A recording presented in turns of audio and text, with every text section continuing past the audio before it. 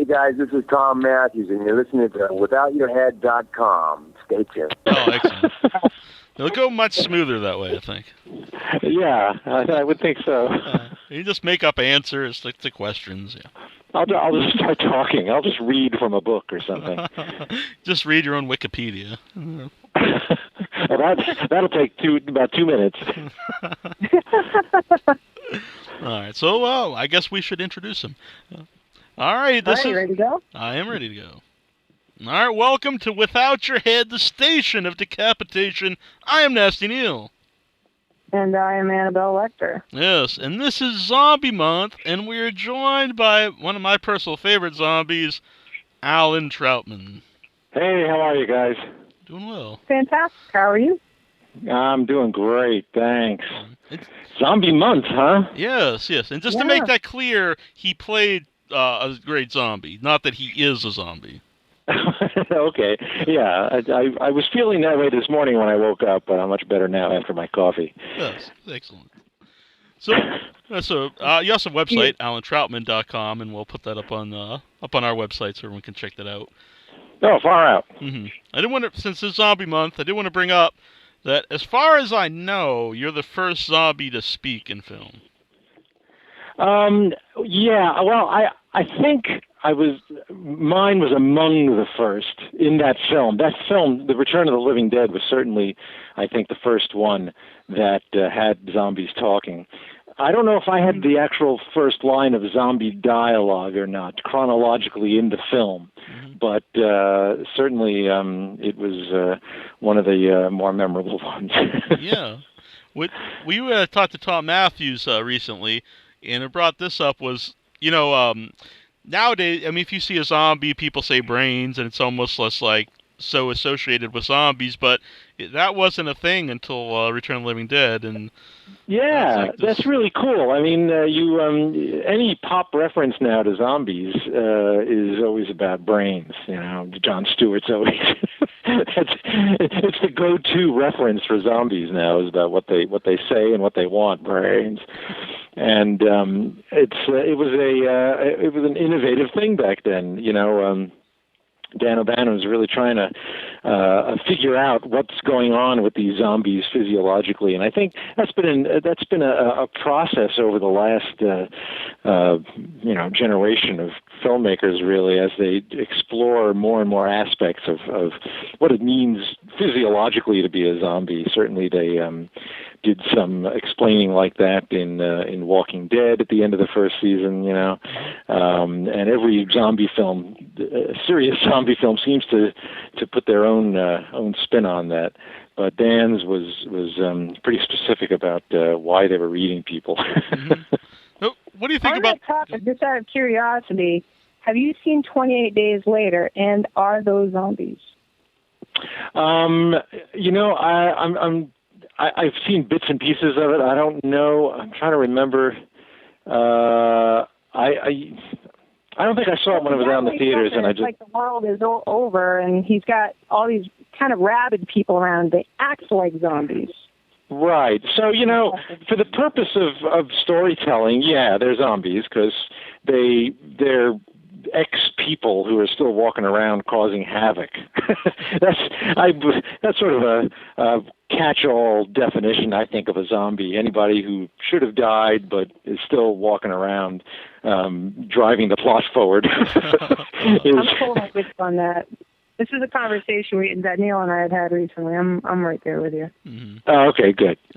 So, whether or not they're whatever the physiological basis is for that, or metaphysical basis, it doesn't really matter in terms of storytelling, Along those lines, what are your thoughts of, there's so many zombie films, and like you said, people trying to explore the whole zombie itself, and some people who actually will try to prepare for the zombie apocalypse. I mean, it's like ingrained in our culture. Yeah, I mean, it's no surprise, really. I mean, look what's happening. Look at our reaction to the Ebola outbreak right now. It's turned into this worldwide panic. Even though it's pretty contained. I mean, it's a very sad story, obviously, but I think the whole idea of being a zombie and catching something from somebody who bites you and turning you into a zombie, obviously it preys on all of our fears of catching a communicable disease, and it couldn't be more timely, Do you think that's why zombies have? I mean, I guess they've always been popular, but I don't think as popular as they are now. Yeah, I can't imagine that's the only reason, because that would be kind of depressing. Yeah, that's kind of a sad reason to have zombies very popular all of a sudden. But certainly shows like Walking Dead that become very popular and become sort of cultural touchstones, they help, I think, to promote the general zombie culture.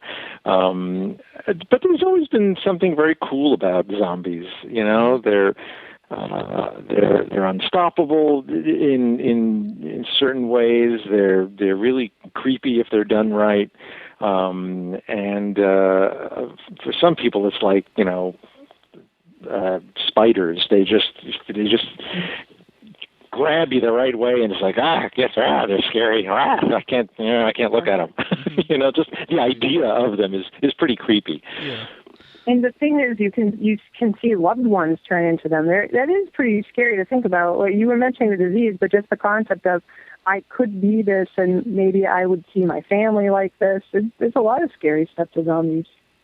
Yeah. I mean, I'm not sure why that's all, becoming so popular now, or in the last 10 years, let's say. It's really been amazing how it's grabbed the popular culture.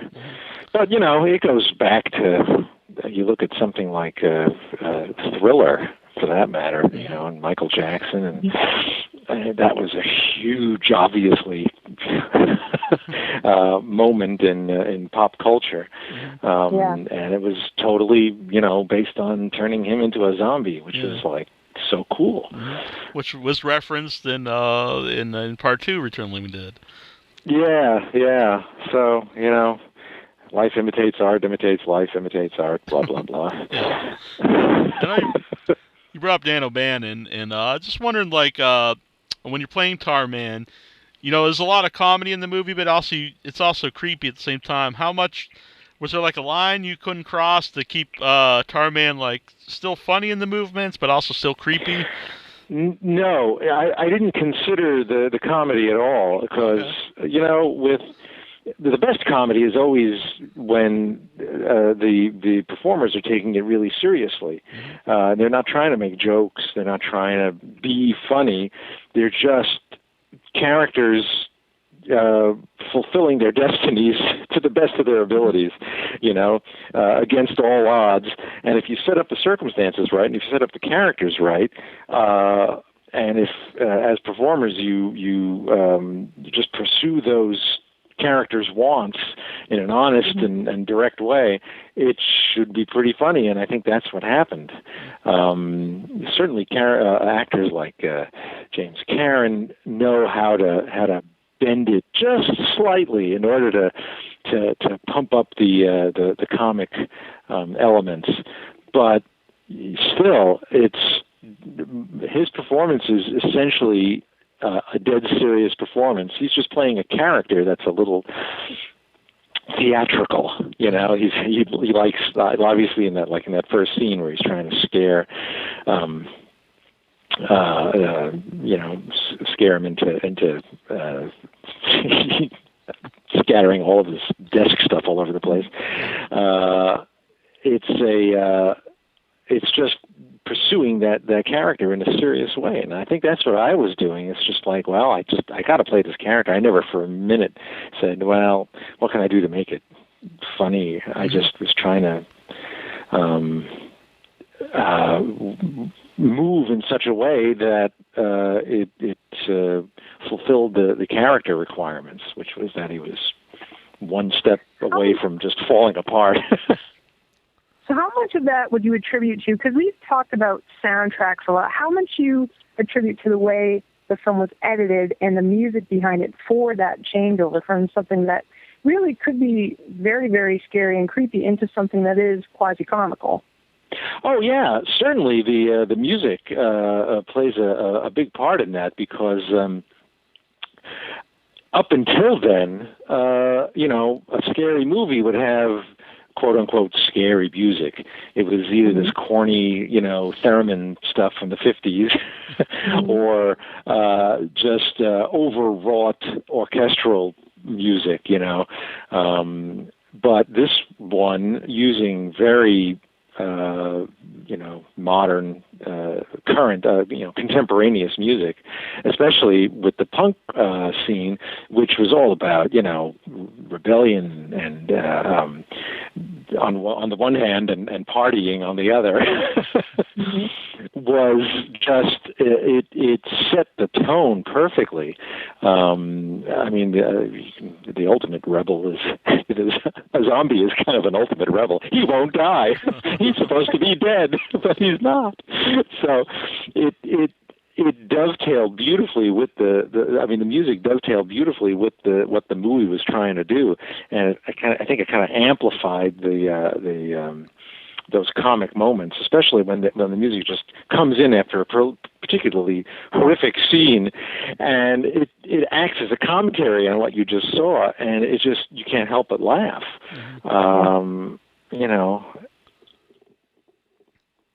How much input did Dan O'Bannon have in your movements as Tarman, or did he just kind of give you what the character was and you came up with all of that on your own? Yeah, I don't think he gave me any specific movement ideas other than, you need to come out of there, cross over there, stand over there. Obviously, camera blocking stuff. But in terms of the style of the moves, I pretty much did that. I don't remember receiving any direction on that. I came into the audition with that move, and it was essentially what I kept on doing throughout the whole thing. I honestly think, along with all the other the other characters, all the other actors in the movie, and Dan O'Bannon's direction, everything, that you're really giving it your all, and that's what really makes the movie so great, and it stands up because everyone's just like, you can tell everyone's really passionate about the movie and really doing their best in it.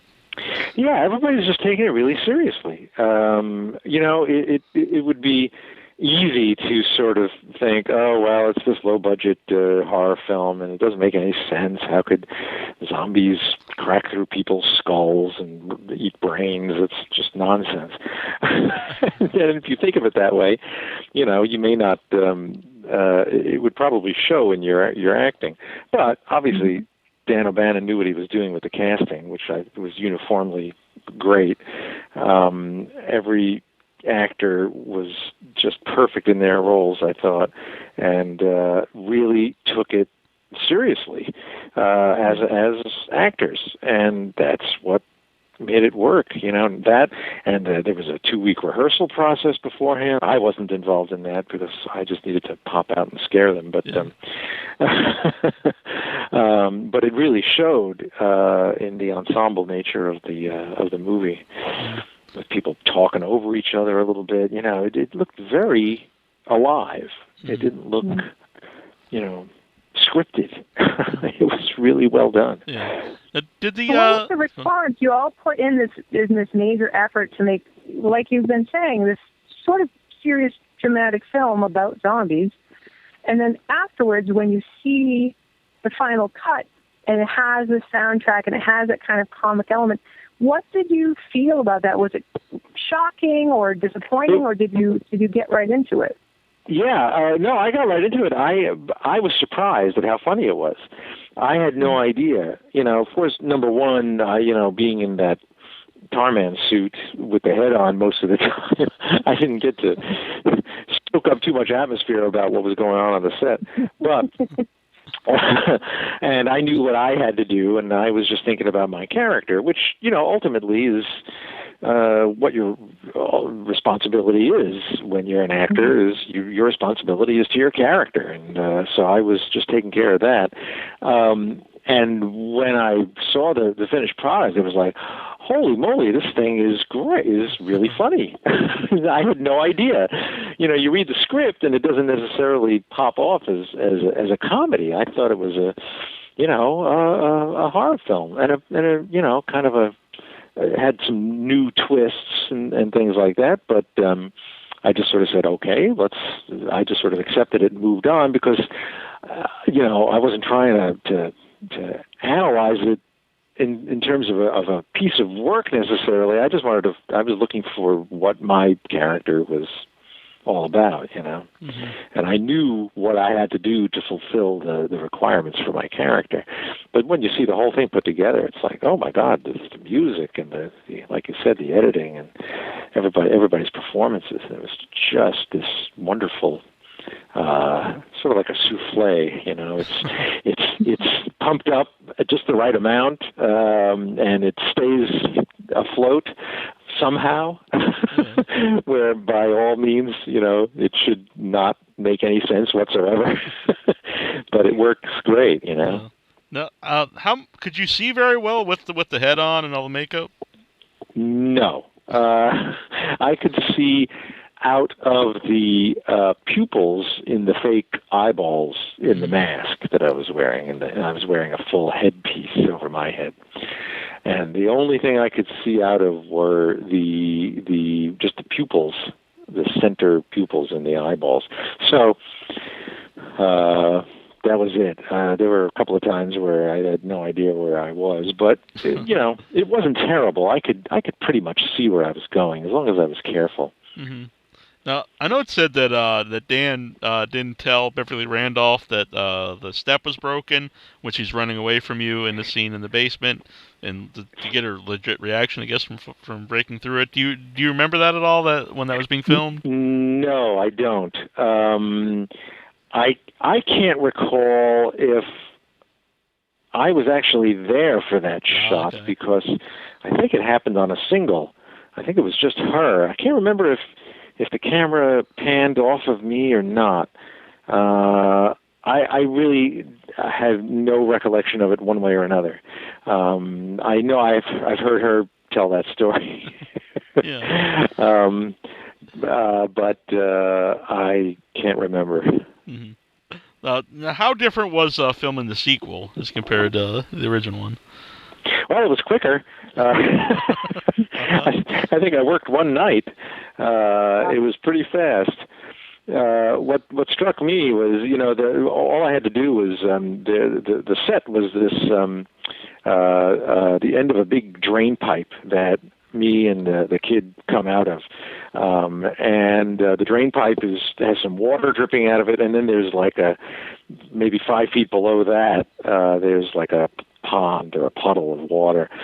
And I'm like chasing him out, and he gets me near the edge, and he pushes me into the water. So I get on the set, and then they say, "All right, well, let me introduce you to the stunt guy." I'm thinking to myself, "Oh, great! I'm going to have a stunt guy to get in my suit and fall in the water. This will be easy. All I got to do is come out of the drain pipe." Turns out the stunt man was to replace the child, the child actor, because it was too dangerous for the kid to be up there. But I guess it's okay for me to be up there in a big rubber suit. And then I remember them telling me, well, your suit's made out of, this latex, foam latex. When you go in the water, one of two things can happen. Either, because it's full of air, you'll float, in which case you'll have to struggle a bit to try and look like you're drowning. Or it'll just soak up all the water, and you'll drop like a stone. I said, oh, okay, great. But they actually had a... Is the stunt double? It's so long. What's that? They said the kid could just swim away. Yeah, I know. But so they had the stunt double, as the kid, do the pushing, and they pushed me into the water. And it wasn't even that deep. It was maybe chest high. So once I went in and I righted myself, I stood up and I was fine. They had somebody there under the water, actually. They had a frogman, positioned under the water just in case. Yeah. So oh, wow. everything. When they have a It was fun. stuntman for a kid, is it like a little person? Yeah. It was they had a little person, just pop out. It was a wide shot. Pop out and give me the shove I needed. I remember him telling me, "Okay, what you do is stuntman's trick here. When you're falling, make sure you wave your arms. Otherwise, it just looks like we're dropping a dummy off there. So if we're going to do a real stunt, we want to make sure it looks like a real person." I say, "Roger that." And I watched the film, and I just fell over like a sack of potatoes. I made no movement whatsoever. I guess I just wasn't thinking of that. I don't know. But we only did it in one take. And I told him afterwards, I said, I think I can do a better one if you want. They go, no, we got it. I said, all right. Well, I guess so, yeah. Is that Herschel Gordon Lewis's strategy? Yes. The great Herschel. Yeah, he takes great credit, pride in that all his movies are done in one take. One take, huh? All right.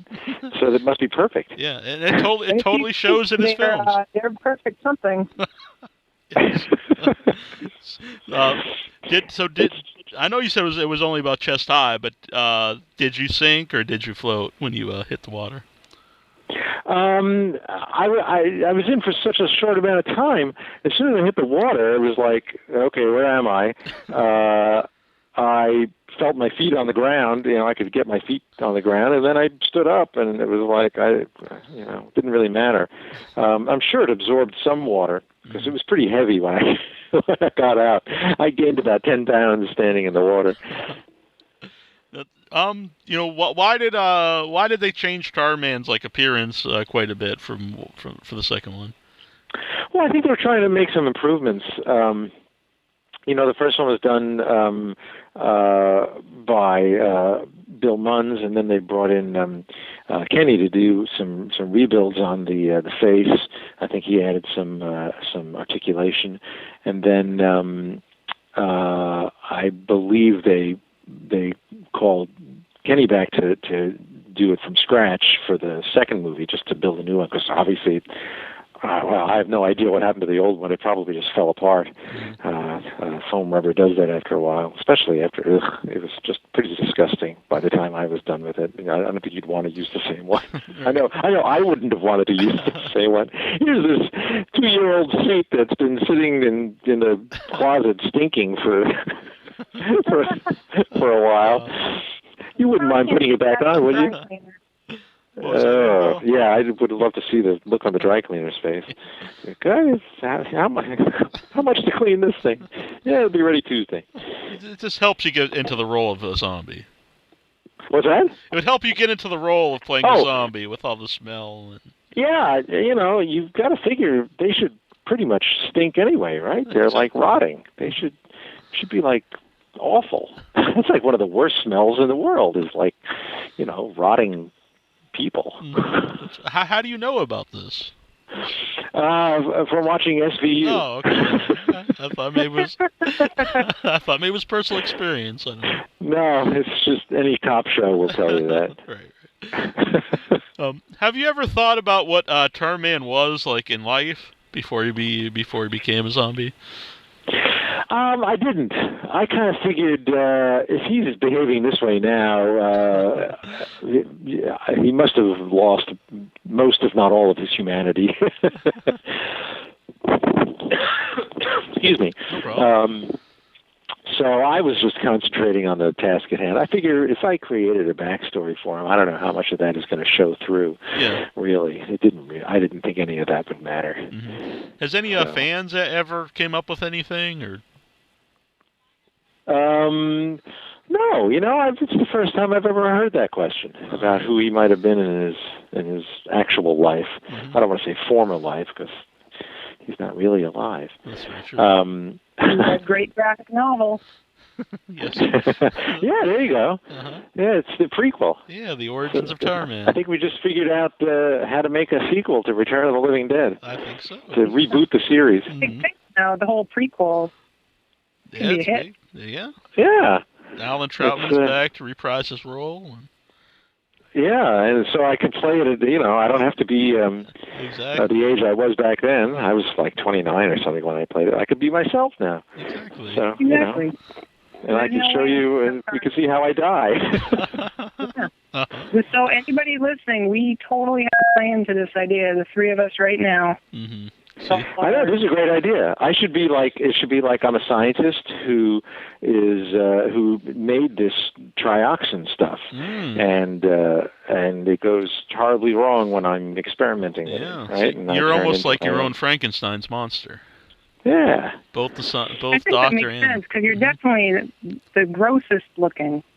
Yeah. The most severe looking of the zombies. Mm-hmm. Yeah. Although, of course, that's not the actual. I mean, they tell you where the corpses came from. The one in the can that I was. It was this. They were testing it on, and it got into a nearby cemetery or something, and all the corpses started moving. So they canned them up. So there's, according to the first story of Return of the Living Dead, there's no relationship there between me and but if you're going to reboot the series, I think that would be a great way of doing it. Yeah. Did you have any interaction with the other zombies on set? Not directly, no. I mean, I was the only one in my scenes, and then, I imagine I hung out with everybody else upstairs when we weren't working downstairs, but all of my shooting was done in the warehouse. Mm-hmm. And so all the other people who played zombies weren't really in that location when they were filming those early scenes that I was involved in.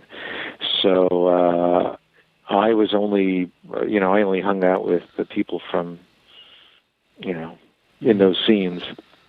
How much do you think your puppeteering work helped for you to play that character?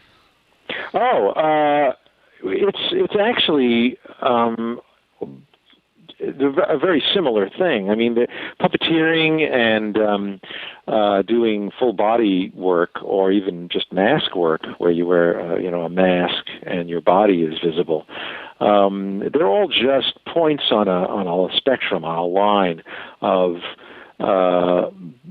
what we call performables, performable objects. With a puppet, your performable object is what's on your hand, and with a hand puppet, then of course there's a whole different, big range of types of puppets too.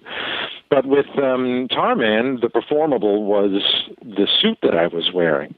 And so I always, a suit performer always has to think of, well, the suit is the puppet essentially, and I'm making the puppet move.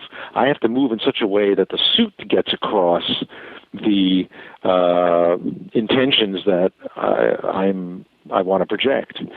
And so you can't just get into a suit and be yourself or act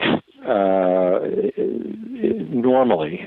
By that I mean not be yourself, but act the way you would act if you were just on screen as a regular actor, without covering your face. Because as a regular actor, your face does so much for you. You don't have to do a lot of other work. Not that you obviously shouldn't think about other parts of your body, but the point is that with playing any suit character, and this is true for something like dinosaurs or anything like that, country bears that we worked on, you always have to think about moving in such a way that the suit moves the way you want it to, because you never can quite tell what it looks like. So that's why there's usually lots of rehearsals in front of a mirror, to try and figure out what this thing looks like. You rehearse on camera for a while to learn how to express character, how to make the suit express the character, essentially. And you're essentially a puppeteer inside of it, puppeteering it from the inside out. And so it's essentially the same thing. When did you get into puppeteering? When I was in college, in undergraduate school, at Washington University in St. Louis. I was, I had just decided to, pursue acting. or at least a theater major. And I was looking for auditions, just to get some work. And I just happened to stumble on the auditions for The Letter People, which was the first show I did. And it was a PBS series that was done like right around the corner from the college at the local PBS station. And I lucked out, really, just finding this audition and being able to do some voices that they wanted, and then they were willing to train me as a puppeteer. But essentially, it was the first time I think I ever had a hand puppet on in my life was at the audition, and I just sort of discovered that it was something I could do. I said, well, this makes sense. I can do this. And so, obviously, there was a lot of training involved after that, but it was all on-the-job training, which was the most fun kind there is when you stop and think about it. Yeah. It's really interesting because I noticed that you do not just have experience in that in school, but you have a degree in physics. Yeah. I got 2 years into my undergraduate physics degree, and then I decided I didn't want to pursue physics as a career. But I figured, well, I'm halfway there with my degree, so I might as well keep the major in physics and just add a major in drama. So I basically had a double major, but it was the same degree. It's the same Bachelor of Arts, I wasn't in the engineering school, so I didn't have to get two separate degrees, like a Bachelor of Science and a Bachelor of Arts. So it was a little easier that way. Certainly not a combination you would normally hear of. No, although, among the sciences, I like to think that the physicists are some of the more creative bunch. They're usually the ones at the parties with the ukuleles and the... and they always seem to have a really good sense of humor. I don't know what it is about physicists. They something about contemplating the ultimate questions of the universe that either indicates their creativity or just drives them nuts. I can't quite figure it out yet. During your puppeteering work, have you ever actually been on the creative side of actually creating the puppets themselves? You mean building puppets? Yeah. No, that's one thing I've never gotten into. There are lots of people who are master craftsmen who know how to build these things, and I was never driven to build puppets the way I was driven to perform. So I've sort of just I would have done a lot more work if I had become a builder, because when you work in a shop and and the shop gets hired to do a commercial or a movie or something, then all the puppeteers in the shop get to work. I always had to work as a freelancer, Mm-hmm. But that's okay. I have no regrets. But besides Tarman, of course, do you have a favorite puppet that you performed with, or did the performance? Oh boy, well, the Dinosaurs in the 90s was a fantastic experience. That was a TV series that the Jim Henson Company did for Disney on ABC, and that was we did 65 episodes of that. I was Fran's puppeteer. Fran was the mama, the mother, the wife character. Fortunately, I wasn't inside the suit for that one, so I had a much cushier job being the puppeteer for Fran. That was a tremendous experience. And then shortly after that, I worked on a series called Unhappily Ever After, where I did this Mr. Floppy character. That was I remember that show. Tremendous amount of fun. Yeah, Bobcat Goldthwait did the voice for it, and I did the puppet, and we just had a grand old time. It was we did like 100 episodes of that thing. So that was a great decade, those two shows put together. How do you feel having gotten away from, you have this major horror movie behind you, you have so many children's shows that you've worked on. What's the transition like for you? I don't know.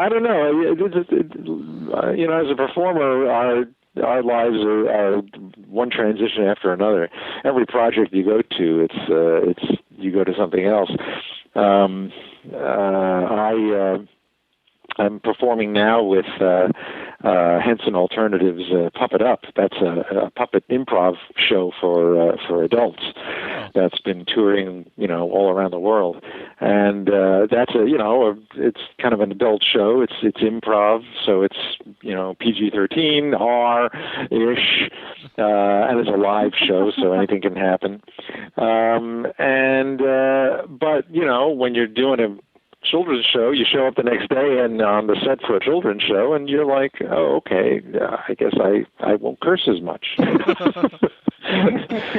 But I don't do that much anyways. I don't see it as much of a transition. Yeah. If that ever comes to Boston, I think we'd like to check that out. Oh yeah, I'd love for you to. I'd love to play Boston. We haven't gotten up to that area of the country, and I think the closest we've got is like New Jersey and New York, which isn't very far at all. But it's not very close at all. But hopefully we'll get out there. Yeah, that sounds like a lot of fun. Yeah.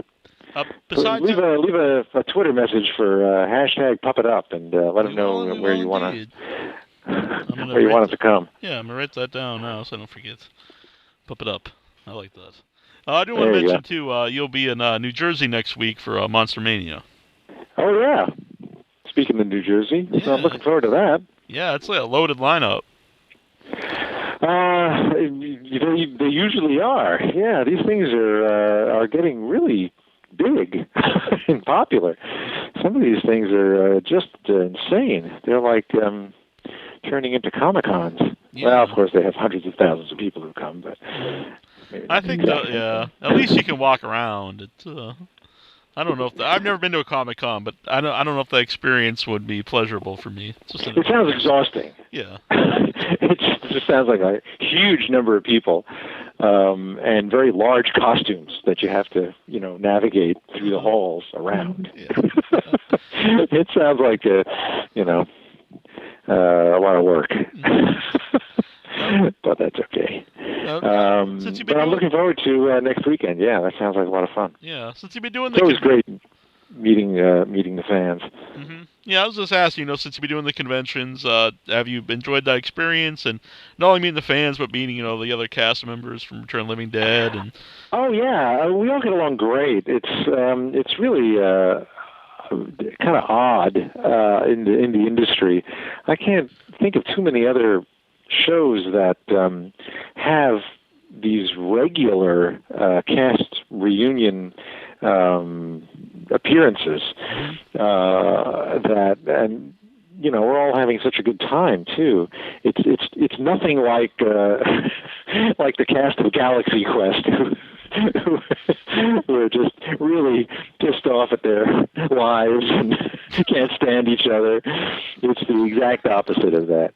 We really do have a good time together. We enjoy each other's company, and we look out for each other. And it's for the weekend that we're together. It's like summer camp. Yeah. So I hosted one of the panels, Return of the Living Dead panels, last year. I think it was in Atlanta. And I always mention it was one of the coolest experiences for me. I was up there, and you stood up and did the Tarman walk. And I was like, man, this is a movie I grew up watching, and like Tarman's walking in front of me is like kind of like surreal. So. Yeah, it's. I always wonder when I'm going to get up to do it, and it just won't be there. one time, so, wait, how do I do it again? I forgot. Sorry. But get off the stage. It starts throwing tomatoes at you. Yeah, so that's always in the back of my mind. That's pleasant. I'm sorry. So that connection that you have with everybody, we're talking with Thom, and he said this, that it really was the first big film he did, and he was so young. It was such a new experience that it really helped bond with everyone there, and you had some actors that had been seasoned, and everything together just seemed to work. Yeah, it really was. It was a great mix, and like I said, the rehearsal process really helped to cement that, to get them all working together. Typically, there is no such thing as a 2-week rehearsal process. The budgets just don't allow it, but you just sort of show up and you do your thing and hope the magic happens, but you may not really bond with anybody. But they had a chance to really, and I think being young together as a cohort like that really aided in that bonding. Besides Puppet Up, do you have any other current projects people could check out? Well, let's see. There is something, we're still in negotiation, so I can't talk about that. What else? Puppet Up, not quite sure what the next appearance is going to be for that. But we were at the Melbourne International Comedy Festival a few months ago in Australia. Oh, that's very cool. And we were for the second time, and we made a return appearance at the Edinburgh Festival, the Fringe Festival, last summer, which was also a tremendous amount of fun. So we continue to tour that around sporadically.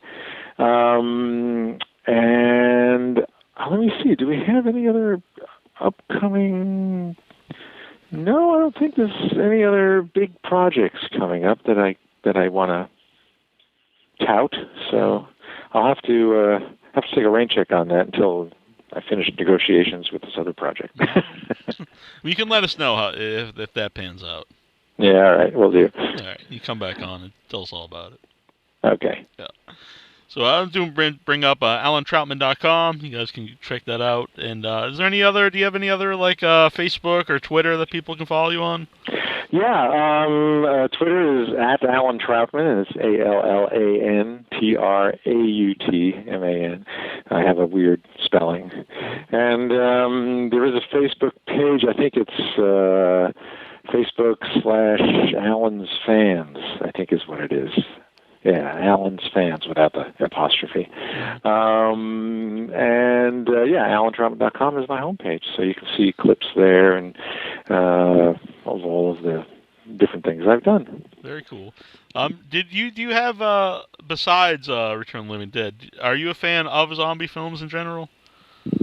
I don't run out and see everyone. I think the last one I saw was, besides Walking Dead, was Zombieland, which I thought was terrific. Yeah. Mm-hmm. That wasn't a zombie film, but yeah, I thought it was great. Yeah. I thought they really hit the nail on the head with that one. Definitely. That was probably the most successful comedy zombie film since Return of the Living Dead.